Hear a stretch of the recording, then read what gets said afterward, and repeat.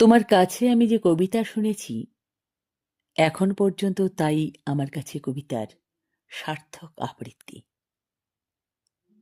যদিও তুমি কোনো ভালো আবৃত্তিকার নও, মঞ্চেও তোমাকে কেউ কখনো দেখেনি, তোমার কণ্ঠস্বরও এমন কিছু অসাধারণ নয়। বরং তুমি অনেক সাধারণ শব্দই হয়তো এখনো ভুল উচ্চারণ করো। যেমন, না থাক, সেসব তালিকা এখানে নিষ্প্রয়োজন। অনেক কথাতেই আঞ্চলিকতার টান থাকাও অস্বাভাবিক নয়, কিন্তু তাতে কিছু এসে যায় না।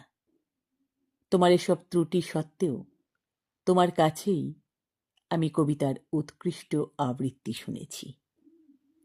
এমনকি ভুল উচ্চারণ ও আঞ্চলিক টানেও যে কবিতা কখনো এমন অনবদ্য হৃদয়গ্রাহী হতে পারে, তা আমি এই প্রথম তোমার কাছে কবিতা শুনেই বুঝলাম। কবিতা যে কতটা আবৃত্তিযোগ্য শিল্প আর কতখানি মন আকুল করা ভাষা, তাও আমি এই প্রথম প্রত্যক্ষ করলাম যেদিন তুমি আমার কানের কাছে মুখ এনে একটি কবিতা শোনালে। সেদিন থেকে বুঝলাম কবিতার সার্থক আবৃত্তি আসলে বুকের ভেতর। কেবল তুমি সেই আবৃত্তি করতে পারো। কোনো কবিতার এর চেয়ে ভালো আবৃত্তি আর কিছুই হতে পারে না। যদি সেই কবিতা তোমার মতো কোনো সহৃদয় পাঠিকা আবৃত্তি করে কবির কানে কানে, তখন একসঙ্গে 10 লক্ষ মৌমাছি বুকের মাঝে ওঠে গুঞ্জন করে।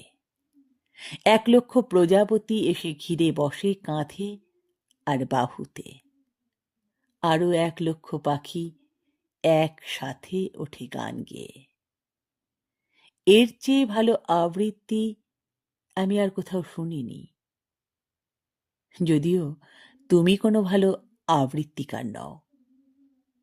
সেদিন খুব ভয়ে ভয়ে আর সংকোচে ধীরে ধীরে আবৃত্তি করেছিলে আমার একটি ছোট্ট কবিতা।